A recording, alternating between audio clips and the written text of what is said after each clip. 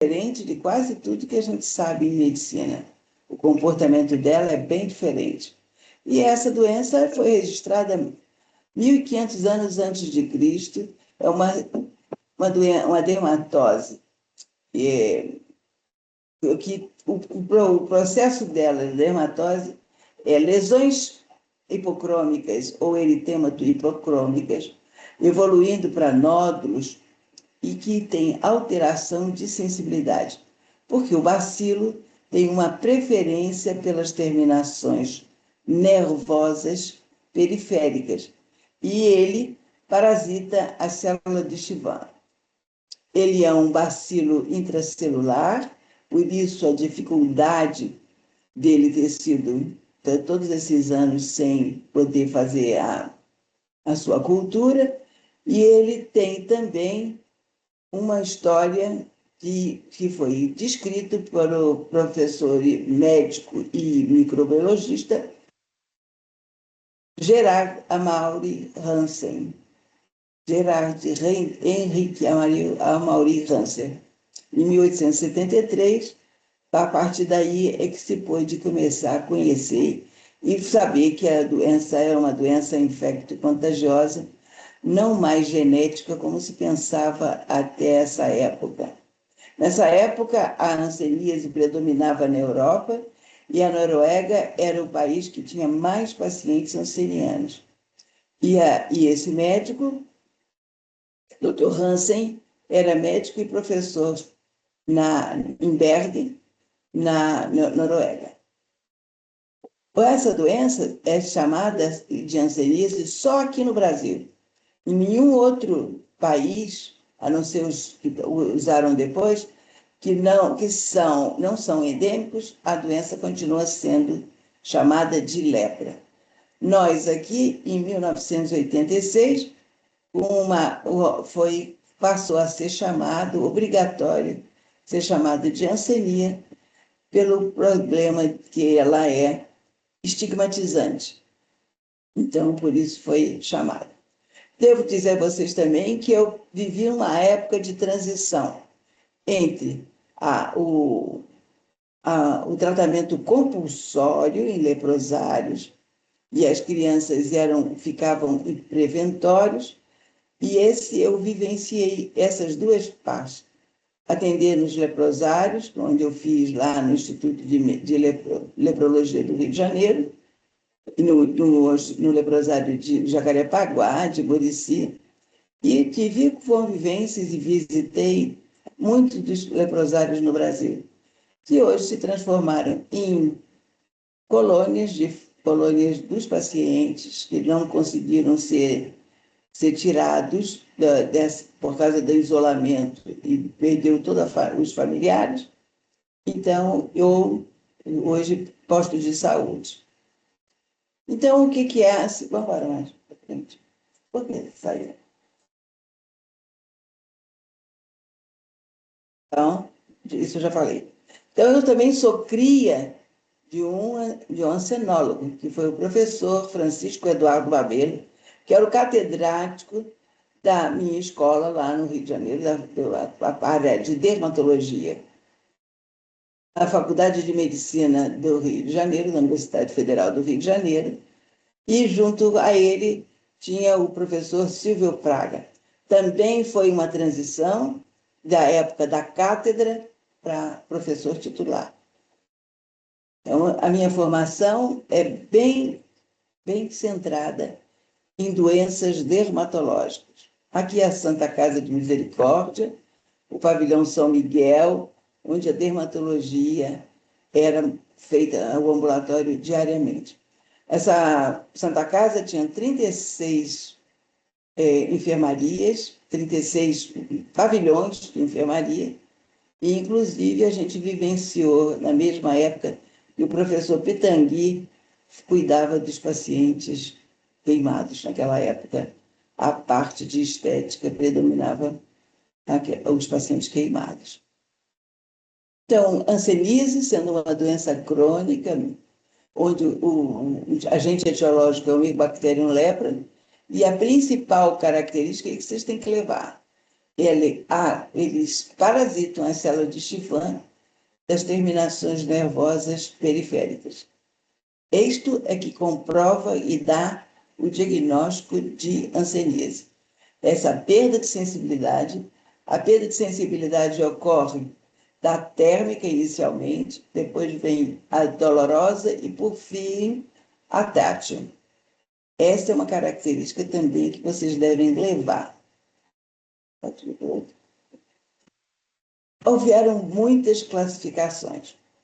E em 1953, esse mesmo professor meu, ele descreveu pela primeira vez a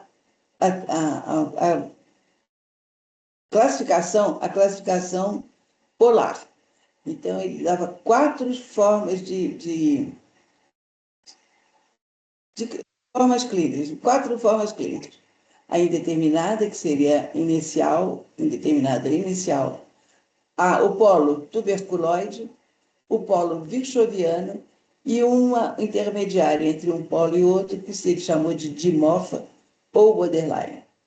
Depois veio uma segunda classificação de Ridley-Joplin, em que eles fazem uma classificação, pode trocar, de imunopatológica, então, histopatológica e com os achados clínicos, neurológicos.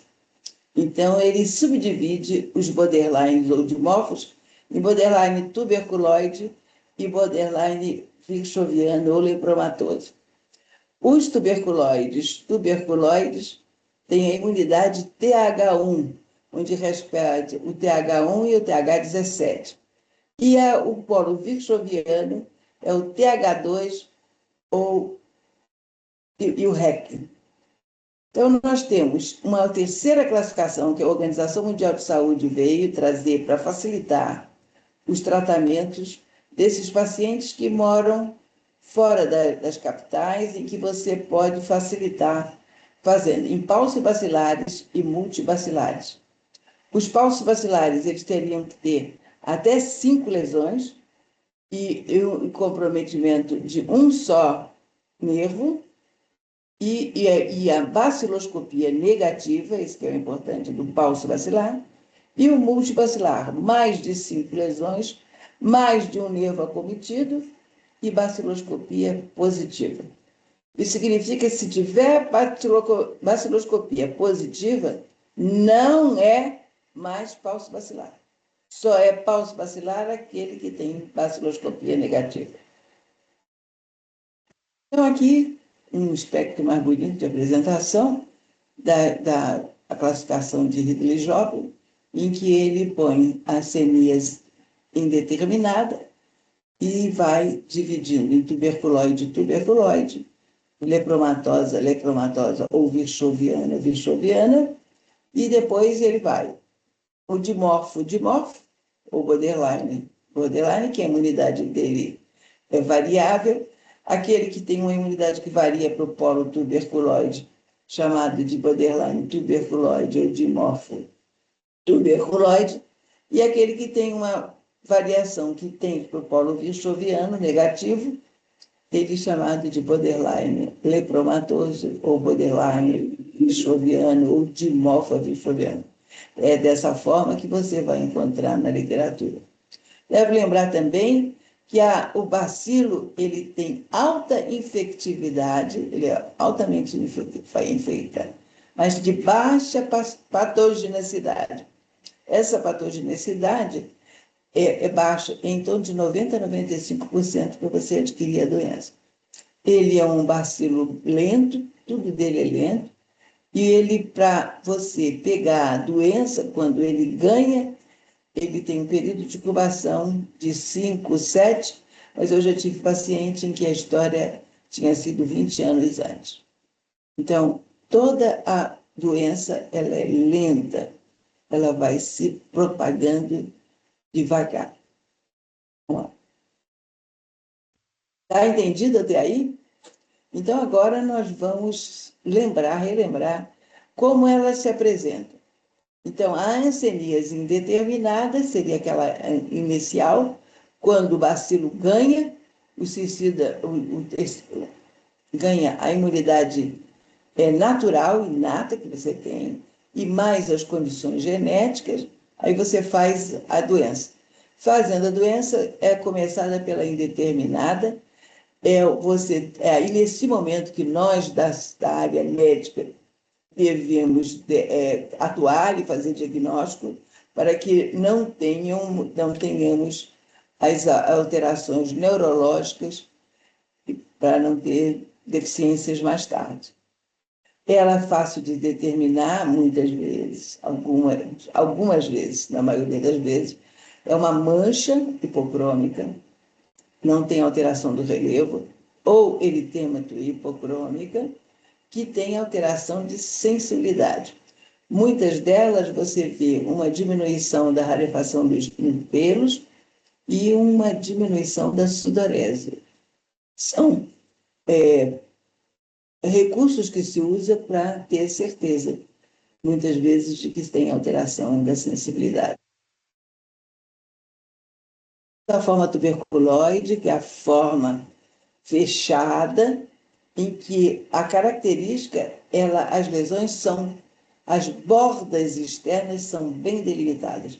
Você sente que o centro é mais claro e a doença vai sendo progredindo pela borda e que o organismo tenta cercar. Esta é a característica da hanseníase tuberculoide.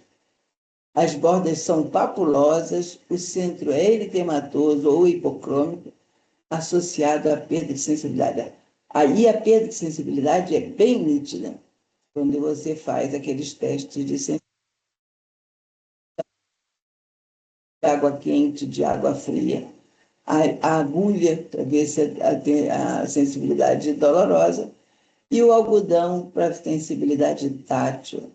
Nesta tuberculoide, você encontra essa perda das 3 perdas. Depois tem outro polo, o polo negativo, que é o pH2, que o organismo não reconhece o bacilo como estranho e deixa ele se proliferar aleatoriamente e intensamente. Então, tem várias manifestações, mas aqui a gente fica bem livre, eles são nódulos e tubérculos que se infiltram na face, em quase todo o corpo, mas principalmente em áreas frias. Ele tem uma predileção para áreas frias. Então, face, mãos, pés, são localizações frequentes. Outra localização bem frequente é a região glútea. Então, suspeitou de hanseníase, tem que examinar a região glútea, porque você vai encontrar muitas vezes as lesões aí iniciais. Já os virchovianos, você tem a hanseníase com infiltração em toda a face, aquela que a gente chama de face leoninas, onde há uma rarefação da sobrancelha, uma infiltração das regiões malares, do nariz. Outra coisa, ela tem uma preferência também por vias aéreas respiratórias. Então, você tem infiltração do palato mole, alteração da voz, tudo isso você vê num paciente virchoviano já bem elevada, já há bastante tempo com a doença. Nesse momento é fácil fazer o diagnóstico, mas o nosso interesse, e que fica aqui entre vocês, entre nós, é que nós da área de saúde temos que fazer esse diagnóstico o mais precoce possível. Então, pensar em hanseníase em todo paciente que entra na nossa sala, porque nós ocupamos o infeliz lugar, o segundo lugar em casos de hanseníase no mundo. Então, nós da área de saúde temos que modificar isso aí. Então, vamos lá, a face leonina, eu já falei.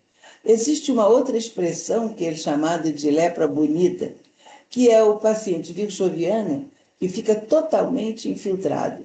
E mesmo sendo velho, a pele fica lisinha e brilhante. Por isso que eles chamam de lepra bonita. Mas é a infiltração geral da pele. Próximo. E agora nós temos a dimorfo, aqueles pacientes em que a imunidade dele vacila. Então, tem o dimorfo. O nome que os americanos usam não é dimorfo, e sim borderline. E eles têm aspectos de tuberculoide, de hanseníase tuberculoide e aspecto de hanseníase listoviana. Mas, de qualquer forma, eles podem variar. Então, são fórmulas instáveis. Enquanto a tuberculoide, a listoviana e listoviana são descritas como estáveis, as dimorfas são descritas como instáveis, quer dizer, varia conforme a imunidade do indivíduo. Os diagnósticos diferenciais são inúmeros. E na hanseníase indeterminada, nós temos várias dermatoses em que há a alteração da cor da pele, e são hipocrômicas. Então, psoríase alba, psoríase versicolor, os nevos hipocrômicos, vitiligo e uma doença sexualmente transmissível, que é a pinta. Então, essas lesões. Só que eles não têm alteração de sensibilidade. Então, teve alteração de sensibilidade, é hanseníase até que se prove o contrário. Já na tuberculose, as lesões são mais localizadas, mais cercadas. Nós temos a psoríase rosa, sarcoidose, o granuloma anular, a psoríase, nós temos eritrodermia e temos esclerodermia. E também o lúpus eritematoso. Esse, principalmente nos listovianos, que simulam todas as colagenoses. Então, os listovianos, nós temos a neurofibromatose de von Recklinghausen, temos linfomas, sífilis. Então, temos que saber bastante dermatologia para pensar nos diagnósticos diferenciais. Próximo. Outra forma de fazer diagnóstico, então, como as alterações neurológicas, você tem a perda da sensibilidade térmica. Então, não devemos ter preguiça de ter 2 tubinhos de água quente, de água fria, em que a gente possa pesquisar essa sensibilidade térmica. A gente vê nos ambulatórios o pessoal fica só fazendo com agulha, e essa não é a primeira sensibilidade a ser perdida, a sensibilidade térmica. Alguns usam também o algodão embebido com éter, e não é das melhores formas de se fazer esse teste de sensibilidade. E temos outros recursos, que é o estesiômetro, em que são filetes, em que são todos calculados e pode saber a intensidade da perda. Então, vai mais pela pátio, e você vai encostar e vai fazer 3 vezes na lesão suspeita e vai do filete verdinho, que é o mais fininho, até o vermelho grosso, tá? Então, isso também é uma forma. O que tem aquele ali? Ali ele está testando a sensibilidade dolorosa com a agulha, tá bom? Então, exames complementares. Então, a baciloscopia é fundamental. Toda vez que você pensa em hanseníase, você tem que fazer baciloscopia. A baciloscopia é feita de um esfregaço intradermo. Como é que faz lá? Você pega o lóbulo da orelha, você isquemia com uma pinça e raspa com um bisturi a linfa que produz quando você faz a isquemia. Isso aí é uma lâmina e feito a coloração de Wade para você ver os bacilos. Os bacilos são álcool-ácido resistentes e tem uma característica, eles são como cigarros ou encurvados, se apresentam uma característica que é a apresentação das globias. Apareceu globia, é hanseníase, não se tem mais dúvida. O que tem bacilos álcool-ácido resistentes. E a característica dele também é porque ele é intracelular. Então, não confunde muito com o bacilo da tuberculose. Embora o bacilo da tuberculose também você pega em vias aéreas superiores, ele tem uma predileção para ser intracelular. Então, são os estiócitos que estão cheios desses bacilos e são chamados de células de Virchow. Nada mais do que estiócitos cheios de bacilo. Outro lugar que você também colhe a baciloscopia, além da orelha, é uma lesão suspeita. E você vai fazer da mesma forma, você vai fazer a isquemia e vai raspar a derme e colocar na lâmina. E a avaliação neurológica? Essa avaliação neurológica é muito importante, você identificar neurites precocemente. Tem muitas neurites silenciosas a ser feito. Eles também servem para monitorizar o tratamento, se está sendo efetivo ou não nas neurites. E para identificar incapacidades e evitar essas incapacidades, levando a doença ter menos problemas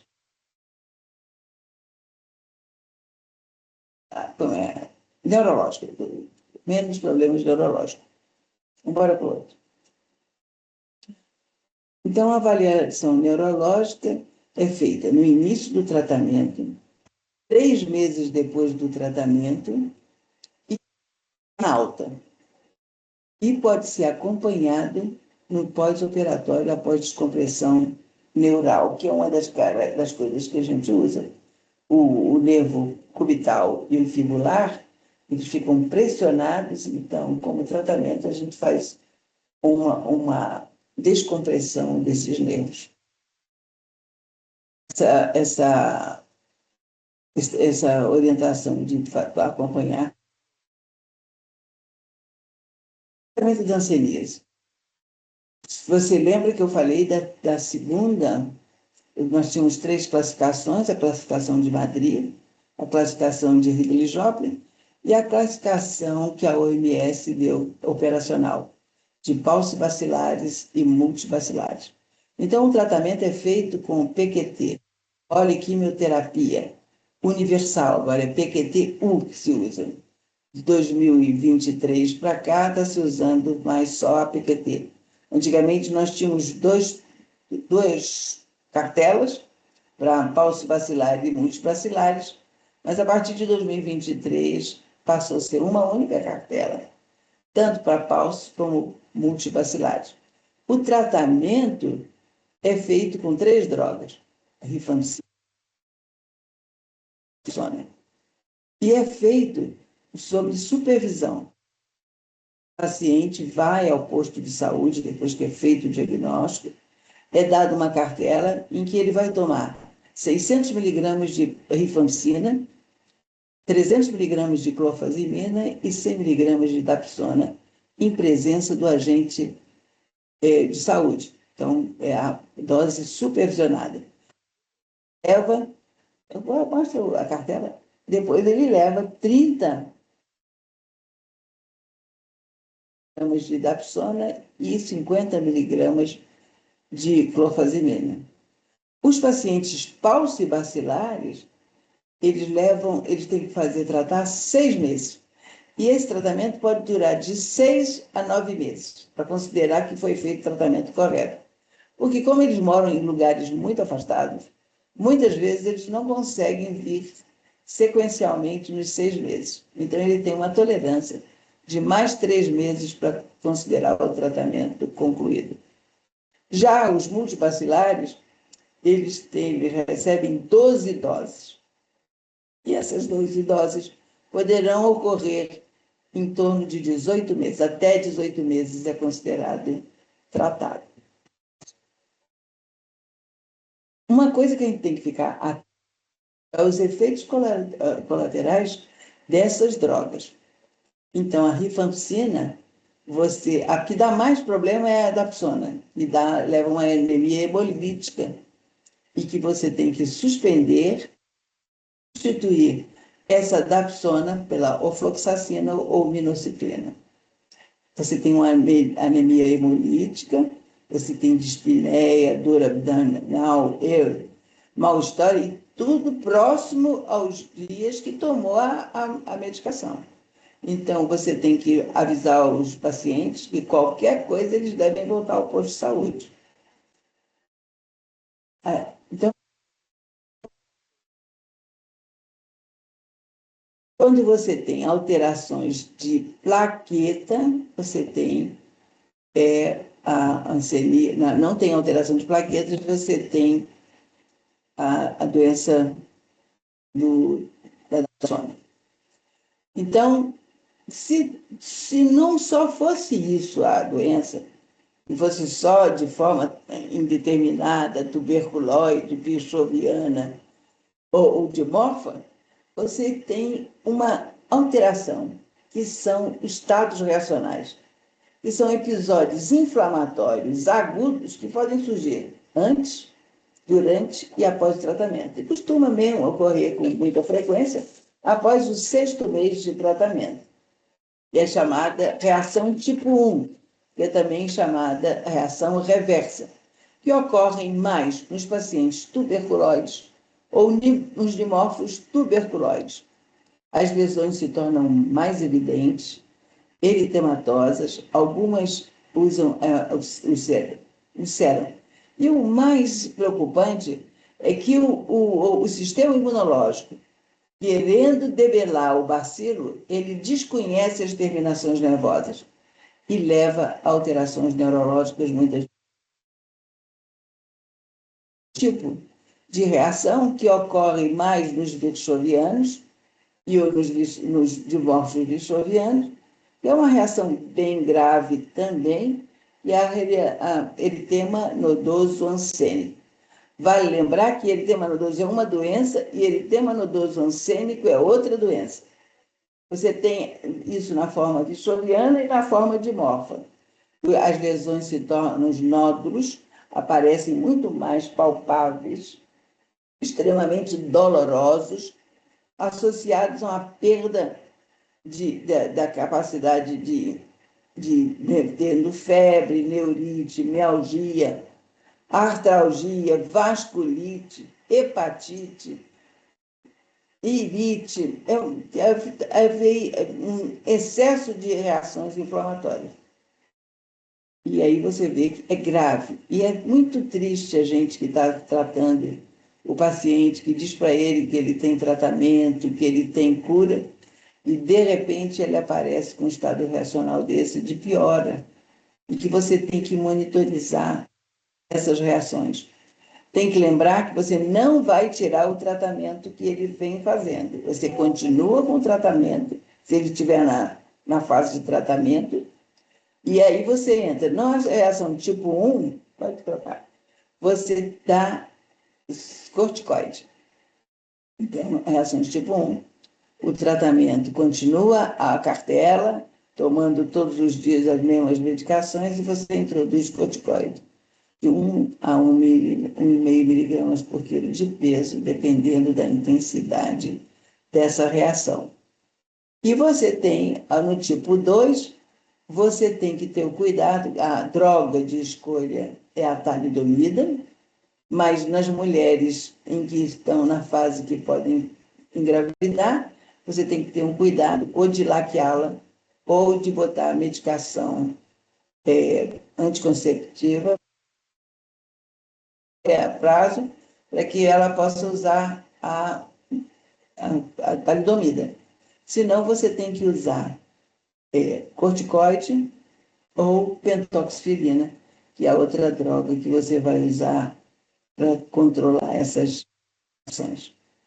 Nós temos um fenômeno de Lúcio, também considerado fenômeno, que nada mais é do que uma hanseníase virchoviana, uma vasculite. E essa vasculite, a necrose e ulceração, é um quadro bem grave.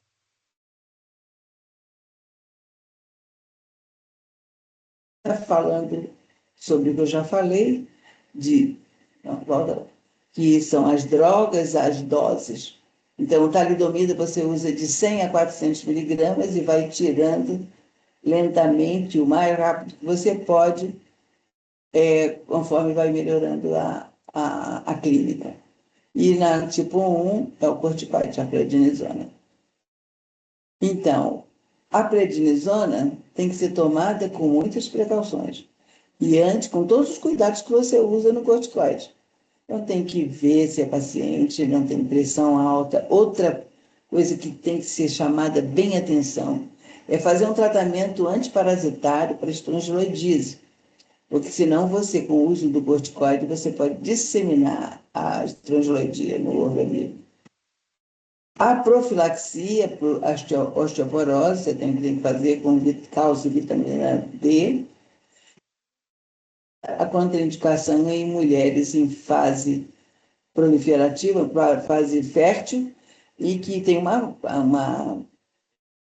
portaria de 16 de abril de 2003, em que faz essa observação sendo muito obrigatória, que a gente tem que prestar bem atenção, porque como a talidomida é teratogênica, você tem a focomialgia, que é aquelas crianças que nasceram sem braços, e foram muito grandes. Isso também peguei essa parte em que a gente via isso. Então tem que ter a pentoxilina, a gente dá numa dose de 400 miligramas, 3 vezes por dia, de 2 a 3 meses, até você controlar a reação associada à prednisona. A gente teria que aqui, hanseníase é um mundo. Eu fiz só uma, um apanhado rápido para falar para vocês, mas você tem que estudar. Eu tenho 54 anos e estudo hanseníase e tenho a sensação de que não sei hanseníase. Mas quero que vocês saibam fazer o diagnóstico agora, a partir de agora, ficarem antenados. E todo paciente que vocês tiverem contato, pense que é um hanseniano em potencial. Durante a minha vida na universidade, eu me aposentei oficialmente, mas no papel, só no papel, em 1996. E daí em diante eu passei a ser professora da pós-graduação, onde orientei várias teses, mais de 20 teses de mestrado e alguns 16 de doutorado. E tenho o prazer de apresentar aqui um livro que é Hanseníase, Avanços e Desafios, em que vocês vão poder ler e conhecer. Foi feito por um professor aí também da Universidade de Brasília, o professor o nome difícil, Lionel Dornelles, que infelizmente faleceu, junto com 2 ex-alunos meus que fizeram mestrado e doutorado comigo em hanseníase. O enfermeiro Isaías Neri, que trabalha em Paracatu, e a doutora Thelma Leonel, que trabalha e continua trabalhando com hanseníase no Hospital Sara Kubitschek.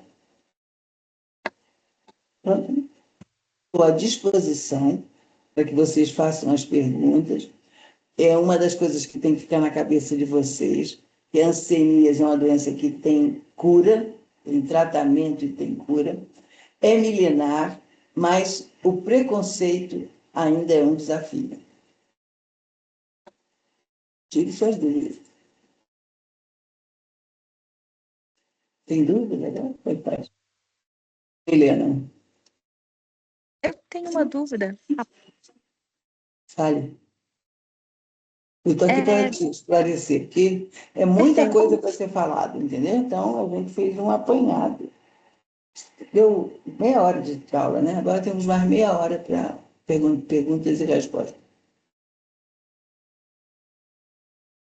Boa noite, doutora Rosicler. Boa noite. No caso do tratamento de uma criança, por exemplo, a gente teria alteração, mudança na dose, mudança no tratamento? Você viu a cartela diferente.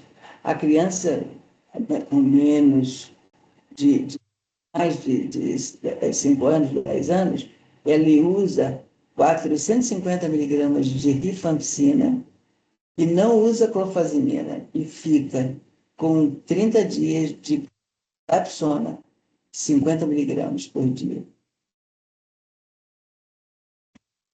Vocês gostariam de saber? Tem mudança, tem diferença no diagnóstico de criança, por exemplo? A gente pode fazer baciloscopia em criança? Porque criança, inclusive para fazer diagnóstico, é difícil, porque a alteração de sensibilidade, para você fazer a alteração de sensibilidade nele, é difícil. Ele não sabe informar. Da criança, você tem a história, o tipo de lesão.